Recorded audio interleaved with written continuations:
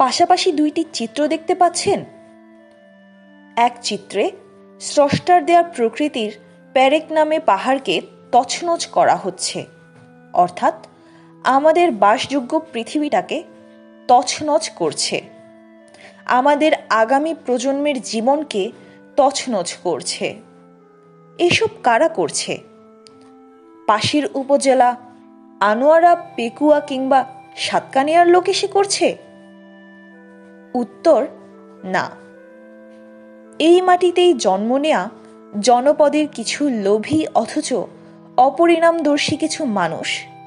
খোঁজ নিলে দেখা যাবে কোনো না কোনো রাজনৈতিক দলের স্থানীয় নেতা কিংবা পাতি নেতা জনপ্রতিনিধির প্রত্যক্ষ পরোক্ষ সহায়তায়, সম্পৃক্ততায় অথবা আমার আপনার আত্মীয় স্বজনের মধ্যে কেউ না কেউ, যারা ভালো মানুষের বেশে দিব্যি ঘুরে বেড়ায়, তারাই এই কাজটি করছে। ধীরে ধীরে আমাদের সম্ভাবনাময় আগামীকে বিপদসংকুল করে তুলেছে। অপর চিত্রটি দেখি চলুন। বিগত 5 বছরে ৭৫,০০০ গাছ এই জনপদের মাটিতে রোপণ করার এক নীরব কর্মযজ্ঞ। ৭৫,০০০-এর মধ্যে হয়তো অর্ধেকের বেশি মারা গেছে কিংবা টিকেনি। তবে আমাদের কাছে আসা তথ্য অনুযায়ী প্রায় ৬০% গাছ টিকে আছে। অনেক গাছে ফুল ও ফল আসছে। এই কর্মযজ্ঞের স্বপ্ন সারথি বাঁশখালীর সামাজিক সংগঠন, স্রোতের বিপরীতে ছুটে চলার অদম্য মানসিকতা লালনকারী একদল স্বপ্নবাজ তরুণের। পুকুরিয়া থেকে পুইছড়ি, বামের ছড়া থেকে ডানের ছড়ায় তাদের অবাধ বিচরণ। একটি ভালো কাজ করার প্রতিযোগিতা আমরা তাদের মাঝে সর্বদা জাগরুক দেখি। অথচ উভয় শ্রেণী একই মাটি, একই আলো হাওয়ায় বেড়ে উঠেছেন। কিন্তু এক শ্রেণী হন্তারক, আত্মঘাতী, অপর শ্রেণী তার মানব জীবনকে অনন্য উপমা হিসেবে রেখে যেতে চায় আগামীর কাছে। প্রিয় জনপদবাসী, সিদ্ধান্ত আপনার। আপনি গড়ার শ্রেণীভুক্ত হয়ে থাকবেন নাকি ধ্বংসের দলে যুক্ত হবেন? প্রসঙ্গক্রমে বলে রাখি, বাঁশখালীর কৃতি সন্তান স্মার্ট বাংলাদেশ পুরস্কার জয়ী জসিমউদ্দিন পিপিএম এর হাত ধরে এই নীরব সবুজায়ন আন্দোলনের ৫ম বর্ষ পূর্তি হলো। প্রথমেই পুরস্কার গ্রহণ করতে আসছেন অতিরিক্ত পুলিশ সুপার ট্রাফিক কক্সবাজার জনাব মোহাম্মদ জসিমউদ্দিন চৌধুরী, স্মার্ট বাংলাদেশ ২০২৩। আজ সেই দায়িত্ব ন্যস্ত হয়েছে তারই প্রতিষ্ঠিত আলোর পাঠশালা বিদ্যাবাড়ির উপর। বিদ্যাবাড়ির নেপথ্যজনরা বিগত ৩ বছর ধরে এই কাজের আঞ্জাম দিয়ে আসছে। বাঁশখালীর উপকূলীয় অঞ্চলকে সবুজায়ন করার একটা তাগিদ থেকে একই সাথে বাঁশখালীর প্রত্যন্ত গ্রামে গঞ্জে গড়ে ওঠা তরুণদের যে সামাজিক সংগঠনগুলো, সেগুলোকে সামাজিক কাজে উদ্বুদ্ধ করার তাগিদ থেকে আমরা এই বৃক্ষরোপণ কর্মসূচিকে একটি সামাজিক আন্দোলনে হিসেবে নিয়েছি এবং এটা ৫মবার। আমরা ইতিমধ্যে প্রায় ৭০,০০০-এর মতো বৃক্ষ, ৬০,০০০-এর মতো বৃক্ষ আমরা ৪ বছরে বিতরণ করেছি, রোপণ করেছি। এই বছরে আমরা হাতে নিয়েছি ২০,০০০ আমরা সারা রোপণ এবং বিতরণ করব। আমরা বাঁশখালীর যারা সামাজিক সংগঠনগুলো গ্রামে গঞ্জে কাজ করে, বিভিন্ন বিশ্ববিদ্যালয়, শিক্ষা প্রতিষ্ঠানে পড়ুয়া তরুণদের নিয়ে যে সামাজিক সংগঠনগুলো, সেগুলোকে সামাজিক কাজে সম্পৃক্ত করা এবং একই সাথে এই জলবায়ু পরিবর্তনের যে বিরূপ প্রভাব, সেটা মোকাবিলা করার জন্য যে সবুজায়নের বিকল্প নাই, সেই দুইটা কাজকেই আমরা অগ্রাধিকার নিয়ে আমরা এই বৃক্ষরোপণ কর্মসূচি পালন করছি এবং এই বাঁশখালীর তরুণ প্রজন্মের মধ্যে এটা একটা সাড়া ফেলছে। এটা আমাদের জন্য অনেক অনুপ্রেরণার একটা বিষয় এবং আমরা ভবিষ্যতেও এই পরিকল্পনাকে সবার সহযোগিতা নিয়ে এগিয়ে নিয়ে যাব, এরকম আশাবাদ ব্যক্ত করছি। সারা বিতরণ তো প্রতি বছরও হয়, কিন্তু সেগুলোকে টিকিয়ে রাখা বা এগুলো পরিচর্যা হচ্ছে একটা বড় চ্যালেঞ্জ। আপনাদের কর্মসূচি ভিন্নতা কিভাবে? আপনি জেনে খুশি হবেন যে আমাদের মাঝে মাঝে বিভিন্ন সোশ্যাল মিডিয়ার মাধ্যমে আমাদেরকে অনেকেই তাদের যে চারাগুলো বড় হচ্ছে, সৌন্দর্য বৃদ্ধি হচ্ছে, এরকম অনেকগুলো ছবি পাঠায়। এগুলো আমাদেরকে অনুপ্রেরণা যোগায়। একই সাথে আজকে যে বৃক্ষরোপণ কর্মসূচিতে আমাদের ডোংরার মিতালি সংঘের ভাইয়েরা লেবু, তারপরে পেয়ারা, এই টাইপের অনেকগুলো ফল নিয়ে আসছে আমাদেরকে। আমরা এগুলো এক একটা ফল আমাদের জন্য অনেক বেশি অনুপ্রেরণা যোগায়। এরকম আমরা এই এখন আমরা দেখতেছি সুন্দর একজন লেবু নিয়ে আসছে এবং গাছের ডাল সহ নিয়ে আসছে সৌন্দর্যের জন্য। তো এটা আমাদের জন্য অনেক বড় অনুপ্রেরণার। তো আমরা চাই যে এরকম তরুণদের নিয়ে এই বাঁশখালীর উপকূলীয় অঞ্চলকে আমরা সবুজায়ন করব এবং এটা আরো ব্যাপক আকারে ছড়িয়ে দিব। বাঁশখালীর বিভিন্ন প্রান্ত থেকে আসা মানুষজন এক একজন একাই এরকম চারাগাছ ক্রয় করে বিতরণ করার সক্ষমতা রাখেন, কিন্তু সেখানে আনন্দ কই, 10 মিলে করি কাজের স্পিরিট কই? বিদ্যাবাড়ি একই সুতোয় গেঁথে নিয়েছে সমগ্র জনপদকে, এরই নাম স্পিরিট। এই স্পিরিট অন্ধকারে আলো হয়েই পথ দেখাবে। সাধারণ দৃষ্টিতে এসব নার্সারি থেকে তুলে আনা গাছের চারা, কিন্তু অন্তর্দৃষ্টি দিয়ে দেখলে এটা আগামী প্রজন্মের কাছেই পৃথিবীকে বাসযোগ্য করে রেখে যাওয়ার কমিটমেন্ট। আসুন এই সবুজ আন্দোলনের স্বপ্ন সারথি হিসেবে নিজ নিজ জায়গা থেকে সামিল হই ধরিত্রী রক্ষায়, প্রকৃতি পরিবেশ রক্ষায়। পরিশেষে বিদ্যাবাড়ির এই আয়োজনকে সফল ও সার্থক করতে যে সকল সামাজিক সংগঠনের নেতৃবৃন্দ দূর দূরান্ত থেকে ছুটে এসেছেন তাদের প্রতি অনিঃশেষ কৃতজ্ঞতা।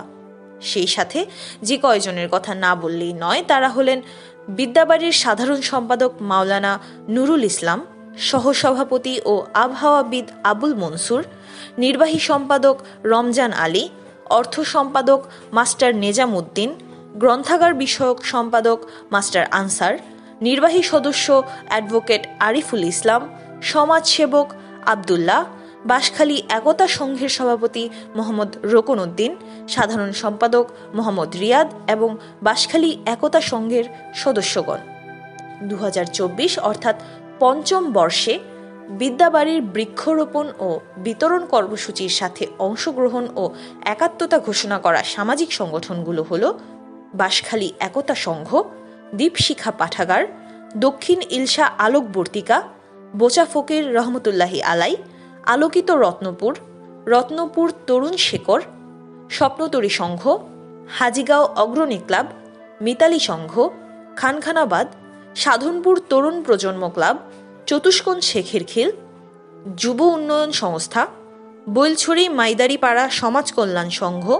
গ্লোবাল ওয়ার্মিংয়ের এই সময়ে বিদ্যাবাড়ি কর্তৃক আয়োজিত বৃক্ষরোপণ ও বৃক্ষ বিতরণ কর্মসূচিকে রত্নপুর তরুণ স্বাগত জানায় এবং এই উক্ত বৃক্ষরোপণ কর্মসূচিতে আমরা অংশগ্রহণ করার জন্য স্বতঃস্ফূর্তভাবে আসছি এবং বিদ্যাবাড়ির সূচনা লগ্ন থেকেই যে বৃক্ষরোপণ কর্মসূচি চলে আসছে সেটাতে আমরা অংশগ্রহণ করে আসছি, প্রতিবারে নিয়ে এবারও আসছি। পরিবেশের ভারসাম্য রক্ষার জন্য একটি দেশের 25% বনায়নের প্রয়োজন, কিন্তু আমাদের দেশে 25% বনায়ন নেই। সেই ক্ষেত্রে আমাদের সকলেরই অবদান রাখা দরকার, বনায়ন বৃদ্ধি করা, সবুজায়ন বৃদ্ধি করা দরকার। বিদ্যাবাড়ি যে উদ্যোগ গ্রহণ করছে সেটাকে আমরা স্বাগত জানাই।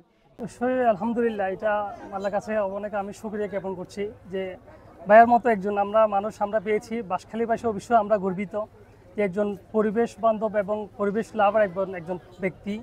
সবথেকে বড় কথা হচ্ছে আমরা যারা ইয়াং জেনারেশন আছি আমাদেরকে ভাইয়া যে ইন্সপায়ার করে আমরা দেখে ওনার প্রতি আমরা সবসময় যে কৃতজ্ঞতা প্রকাশ করার মতো ভাষা প্রকাশ করার মতো আমাদের সুযোগ হয় না। উনি যে বাঁশখালীবাসীকে এবং বিশেষ করে আমাদের ইয়াং জেনারেশনদেরকে যেভাবে এগিয়ে নিয়ে যাচ্ছেন, আমাদেরকে যেভাবে উৎসাহিত করছেন ভালো কাজের প্রতি এবং গাছ রোপণের প্রতি, এইভাবে ভালো ভালো কাজ বাঁশখালীবাসীর প্রতি উপহার দেওয়ার প্রতি, তো এইটা আসলে মুখের ভাষা নাই যে প্রকাশ করার মতো। তো ভাইয়ের কাছেও এভাবে এই ধারাবাহিকতা যেন আজীবন থাকে, এটাই এবার কাছে আমাদের অনুরোধ। আমরা দীর্ঘদিন বাঁশখালীতে প্রায় বিগত 12 বছর ধরে বিভিন্ন সামাজিক কার্যক্রমের সেবা দিয়ে যাচ্ছি, বিভিন্ন বিষয়ে সামাজিক, শিক্ষামূলক এবং সমাজ সংস্কারমূলক।